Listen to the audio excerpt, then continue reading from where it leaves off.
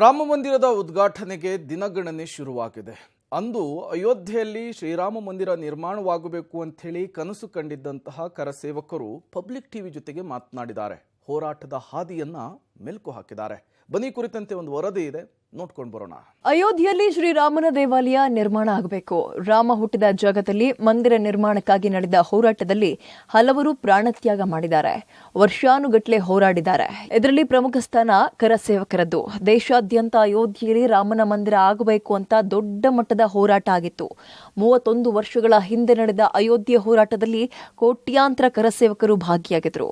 ನಮ್ಮ ಬೆಂಗಳೂರಿನಿಂದಲೂ ನೂರಾರು ಕರಸೇವಕರು ರಾಮನೂರು ಅಯೋಧ್ಯೆಯಲ್ಲಿ ಮಂದಿರಕ್ಕಾಗಿ ಹೋರಾಡಿದ್ರು. ಅವತ್ತು ರಾಮ ಮಂದಿರ ಕನಸು ಕಂಡು ಅಯೋಧ್ಯೆಯತ್ತ ಪ್ರಯಾಣ ಬೆಳೆಸಿದ ಕರುನಾಡಿನ ಕರಸೇವಕರ ಕಣ್ಣಲ್ಲಿ ರಾಮೋತ್ಸವ ಸಂಭ್ರಮ ಈಗ ಮನೆ ಮಾಡಿದೆ. 31 ವರ್ಷದ ಕೆಳಗೆ ಮಲ್ಲೇಶ್ವರದಿಂದ ಸುಮಾರು ನಾವೊಂದು 200-250 ಜನ ಎಲ್ಲರೂ ಕರಸೇವೆಗೆ ಹೋಗಿದ್ವಿ. ನಮ್ಮ ಮನೆಯಿಂದ ನಾವು 6 ಜನ ಹೋಗಿದ್ವಿ. ಬಟ್ ಅವಾಗ ಹೋಗುವಾಗ ನಮಗೊಂಥರ ಆತಂಕ ಇತ್ತು, ಏನಾಗ್ಬೋದೋ ಏನೋ ಅಂತೆಲ್ಲ ಹೇಳಿ. ಆ ಸಮಯದಲ್ಲಿ ಹೋಗಿ ಅಲ್ಲಿ ಹೋರಾಟ ಮಾಡಿ ಒಂದು ಐತಿಹಾಸಿಕ ಘಟನೆ ಆಯಿತು. ಆವಾಗ ಅಂದರೆ ಬಾಬ್ರಿ ಮಸೀದಿನ ಉರುಳಿಸಿ ರಾಮ ಮಂದಿರ ನಿರ್ಮಾಣ ಮಾಡಬೇಕು ಅಂತ ಒಂದು ದೊಡ್ಡ ಸಾಹಸಕ್ಕೆ ಕೈ ಹಾಕಿದ್ವಿ. ಆದರೆ ಒಂದು ಸೌಭಾಗ್ಯ, ಎಲ್ಲರ ಒಂದು ಸೌಭಾಗ್ಯದಿಂದ ಈಗಲೇ ನಮ್ಮ ಕಣ್ಣೆದುರಿಗೆ ರಾಮ ಮಂದಿರ ನಿರ್ಮಾಣ ಆಗ್ತಾ ಇದೆ. 500 ವರ್ಷದ ಹಿಂದೆ ಆಗಿರುವಂಥ ಕಳಂಕ ಏನಿದೆ ನಮ್ಮ ದೇಶಕ್ಕೆ, ನಮ್ಮ ಸಮಾಜಕ್ಕೆ, ಹಿಂದೂ ಸಮಾಜಕ್ಕೆ, ಅದನ್ನು ಆ ಕಳಂಕನ ತೆಗಿಬೇಕು ಅಂತ ಹೇಳಿ ಆ ಒಂದು ಅಯೋಧ್ಯೆಯಲ್ಲಿ ರಾಮ ಮಂದಿರನ ಕಡಿವಿ ಅದರ ಮೇಲೆ ಕಟ್ಟಿರುವಂಥ ಕಟ್ಟಡ ಅದು. ಆ ಕಟ್ಟಡನ ನಾವು ಸ್ವಚ್ಛತೆ ಮಾಡಬೇಕು ಕಾರ್ಯಕ್ರಮ ಅಂತ ಹೇಳಿ ಹೋಗಿದ್ದು 1992ರಲ್ಲಿ. ಆದರೆ ಯುವಕರ ಉತ್ಸಾಹದಿಂದ ಆ 3 ಕೂಡ ಉರುಳಿ ಬಿತ್ತು.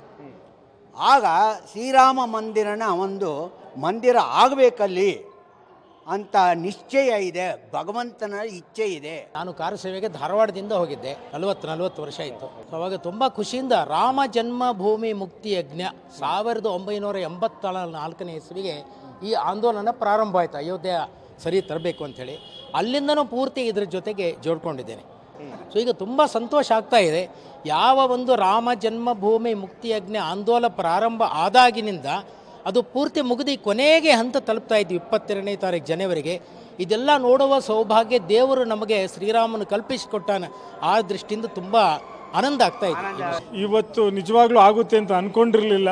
ಯಾಕಂದರೆ 500 ವರ್ಷದ ಘಟನೆ ಕಳೆದ ಇನ್ನು 30 ವರ್ಷದಲ್ಲಿ ಇದು ಇತಿಹಾಸದಲ್ಲಿ ಈ ಥರ ತೀರ್ಮಾನ ಆಗಿ ರಾಮ ಮಂದಿರ ನಿರ್ಮಾಣ ಮಾಡ್ತೀವಿ ಅಂತ ನಾವು ಯಾರೂ ಅಂದ್ಕೊಂಡಿರಲಿಲ್ಲ. ನಮ್ಮ ಪುಣ್ಯ ಅಂತ ಭಾವಿಸ್ತೀವಿ. ಅವತ್ತೇನು ನಾವು ಜನ್ಮ ತಾಳಿದ್ವೋ ನಮ್ಮ ತಾಯಿ ಹೊಟ್ಟೆಯಿಂದ, ಇವತ್ತು ನಿಜವಾಗ್ಲೂ ಆ ಒಂದು ರಾಮ ಮಂದಿರ ಇದು ಉದ್ಘಾಟನೆ ದೇವರ ಪ್ರತಿಷ್ಠೆ ನಡೀತಾ ಇರೋದು ಭಾಳ ಸಂತೋಷ ಅಂತ ಭಾವಿಸ್ತಾ ಇದ್ದೀನಿ. ಸುಮಾರು 18 ಜನರ ಒಂದು ತಂಡ ಬಸವನಗುಡಿಯ ನೆಟ್ಕಲ್ಲಪ್ಪ ಸರ್ಕಲಿಂದ ನಾವು ಹೊರಟಿದ್ದೀವಿ. ಕರ್ನಾಟಕ ಎಕ್ಸ್ಪ್ರೆಸ್ಸಲ್ಲಿ 2 ಟ್ರೈನ್ ಬದಲಾವಣೆ ಮಾಡಿಕೊಂಡು ನಾವು ಸೀದಾ ಅಯೋಧ್ಯೆಗೆ ನವೆಂಬರ್ 30ರಂದು ತಲುಪಿದ್ವಿ. ನಮ್ಮ ಟ್ರೈನ್ನಲ್ಲೇ ಯಡಿಯೂರಪ್ಪನವರು ಹಾಗೂ ರಾಮಚಂದ್ರ ಗೌಡರು ಸಹ ಇದ್ದರು. ನಾವು ಸುರಕ್ಷಿತವಾಗಿ ನವೆಂಬರ್ 30ರಂದು ಅಯೋಧ್ಯೆ ತಲುಪಿದ್ವಿ. ಅದರ ನಂತರ 2018ರಲ್ಲಿ ಮತ್ತೊಮ್ಮೆ ನಾನು ಅಯೋಧ್ಯೆಗೆ ಹೋಗಿದ್ದೆ. ನಾವು ಮುಲಾಯಂ ಸಿಂಗ್ ಸರ್ಕಾರ ಇತ್ತವಾಗ ನಾವು ಹೊರಟಾಗ ಒಂದು ಹಾರಾಡೋ ಅಕ್ಕಿ ಬಿಡೋದಿಲ್ಲ ಅಂತ ಹೇಳಿದ್ದ ಮುಲಾಯಂ ಸಿಂಗ್ ಸರ್ಕಾರ. ಟ್ರೈನ್ ಬಿಟ್ಟರು, ಫ್ಲೈಟ್ ಬಿಟ್ಟರೆ ಯಾವುದೂ ಹೋಗಿ ದಾರಿ ಇರಲಿಲ್ಲ. ಇಡೀ ರೋಡೆಲ್ಲ ತೆಗೆದು ಅಲ್ಲಿ ಬೇಲಿ ಹಾಕಿ ಕರೆಂಟ್ ಬಿಟ್ಟಿದ್ದ. ಆ ಸ್ಥಿತಿಯಲ್ಲಿ ನಾವು ಹೊರಟ್ವಿ. ದೇವನಹಳ್ಳಿಯಿಂದ ಆಗ ಸಂಘ ಕರೆ ಕೊಡ್ತು ಹೋದ್ವಿ ನಾವು. ಅವಾಗ ಆ ರೋಚಕವಾದಂಥ ಪರಿಸ್ಥಿತಿ, ಆಹಾ, ನಿಜವಾಗಲೂ ನಾವು ಹೋದಾಗ ಅಲ್ಲಿ ರಾಮ ಮಂದಿರ ಆಗುತ್ತಾ, ನಿಜವಾಗ್ಲೂ ಇದೆಲ್ಲ ಆಗುತ್ತಾ ಅನ್ನೋ ಒಂದು ಪ್ರಶ್ನೆ ಇದ್ದಿತ್ತು. ಅದಾದಾಗ ಅರೆಸ್ಟ್ ಆಗಿ ಸರ್ಕಾರ ಎಷ್ಟು ತೊಂದರೆ ಕೊಡ್ತು ಅಂತ ಕೇಳಿದ್ರೆ ಒಂದೊಂದು ಇದರಲ್ಲೂ 10 ಅಡಿ ಹಳ್ಳ ಹೊಡೆದು ಈಚೆ ಬಿಡದೇ ಇರೋ ಥರ ಆಯಿತು. ಆ ವನವಾಸನೆ ಅನುಭವಿಸ್ರೆ ಆದ್ರೂ ಇವತ್ತು ರಾಮ ಮಂದಿರ ನಮ್ಮ ಕಣ್ಣು ಮುಂದೆನೇ ಆಗ್ತಾ ಇದೆ ಅಂದರೆ ಇದಕ್ಕಿನ್ನ ಸಂತೋಷ ಇನ್ನೇನಿದೆ. ನಮ್ಮ ಜನ್ಮದಲ್ಲಿ ನಾವು ಇದ್ದಾಗ ಇದು ಆಯ್ತಲ್ಲ ಅಂತೇಳಿ ನಾವು ಆ ಸಂತೋಷವನ್ನು ಅನುಭವಿಸ್ತಾ ಇದ್ದೀವಿ. ಮತ್ತು ಅಷ್ಟೇ ಅಲ್ಲ, ನರೇಂದ್ರ ಮೋದಿಯವರು ಸತತವಾಗಿ ದಿನಕ್ಕೆ 18 ಗಂಟೆಗಳ ಕಾಲ ಕೆಲಸ ಮಾಡ್ತಿರೋದ ಪರಿಣಾಮ, ಮತ್ತು ಅವರು ಸೂಕ್ಷ್ಮವಾಗಿ ಎಲ್ಲ ವಿಚಾರಗಳ ಕಡೆ ಗಮನ ಕೊಡ್ತಾ ಇದ್ದಾರೆ. ಮತ್ತು ಅವರು ಇರುವುದರಿಂದ, ಅವರು ಇದ್ದಿದ್ದು ಆ ಸ್ಥಾನದಲ್ಲಿ ಅವರು ಇದ್ದಿದ್ದರಿಂದ ಈ ಕಾರ್ಯಕ್ರಮ ಆಗ್ತಾ ಇದ್ದದೆ. ನಾನು 2 ಸಾರಿ ಅಯೋಧ್ಯೆಗೆ ಕರಸೇವಕರಾಗಿ ಹೋಗಿದ್ದೆ. ಮೊದಲನೇ ಸಾರಿ ಅರೆಸ್ಟ್ ಆದ್ವಿ. ರೈಲ್ ಟ್ರ್ಯಾಕ್ಗಳು, ಲಾರಿಗಳು ಎಲ್ಲ ಬಂದ್ ಮಾಡಿದ್ರು, ರೋಡ್ಗಳೆಲ್ಲ ಅಗೆದು ಬಿಟ್ಟಿದ್ರು. ಹಂಗೂ ನಾವು ಹೋಗಿ ಅರೆಸ್ಟ್ ಆಗಿ ಅಲ್ಲಿಂದ ಮತ್ತು ಯಡಿಯೂರಪ್ಪ ರಾಮಚಂದ್ರ ಗೌಡರ ಬ್ಯಾಚಲ್ಲಿ ಇದ್ವಿ ನಾವು, ಸುರೇಶ್ ಕುಮಾರ್ ಅವರು ಇದ್ದರು. ಅವ್ರ ಜೊತೆಲಿ ಹೋಗಿ ಸನ್ಯಾಸಿಗಳು ಎಲ್ಲ ಗವಿಗಳಲ್ಲಿ ಇದ್ದು ಅಲ್ಲಿ ನಮಗೆ ಊಟದ ವ್ಯವಸ್ಥೆ ಎಲ್ಲ ಮಾಡಿದರು. ಹಳ್ಳಿ ಜನ ಎಲ್ಲ ರಾಶಿ ಅಕ್ಕಿ ಎಲ್ಲ ತಂದಾಕ್ತಾಯಿದ್ರು. ಎಲ್ಲ ಕರಸೇವಕರು ಎಲ್ಲ ತುಂಬ ಚೆನ್ನಾಗಿ ನೋಡ್ಕೊಂಡ್ರು. ನಾನು ಮಾನ್ಯ ಲಾಲ್ ಕೃಷ್ಣ ಅದ್ವಾನಿ ಅವ್ರ ಜೊತೆ ರಥಯಾತ್ರೆಯಲ್ಲಿ ಚಿಕ್ಕಮಗಳೂರಿನಲ್ಲಿ ಕರಸೇವಕನಾಗೆ ಕೆಲಸ ಮಾಡಿದ್ದೆ. ಅಲ್ಲಿಂದ ಬೆಂಗಳೂರಿಗೆ ಬರೋತ್ತಿಗೆ ನಾವೆಲ್ಲ ಇಲ್ಲಿ ಅರೆಸ್ಟ್ ಆದ್ವಿ ಇಲ್ಲಿ. ಸೊ ಆ ಒಂದು ಅನುಭವ ಇವತ್ತು ನಮಗೆ ನಮ್ಮ ಜೀವಮಾನದಲ್ಲಿ ಇದು ಸಾಕಾರಗೊಂಡಿದೆ ಅನ್ನೋದು ನಮಗೆ ಸಂತೋಷ. ರಾಮ ಮಂದಿರ ಆಗ್ತಾ ಇರೋದನ್ನ ಕಣ್ಮುಂದೆ ನೋಡೋದೇ ಪುಣ್ಯ. ರಾಮ್ಲಲ್ಲಾ ಮೂರ್ತಿ ಪ್ರತಿಷ್ಠಾಪನೆಯಿಂದ ಕಳೆದು ಹೋದ ಮಗು ಸಿಕ್ಕ ಹಾಗಿದೆ.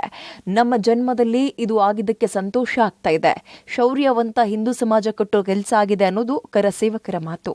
Public TV, Bengaluru.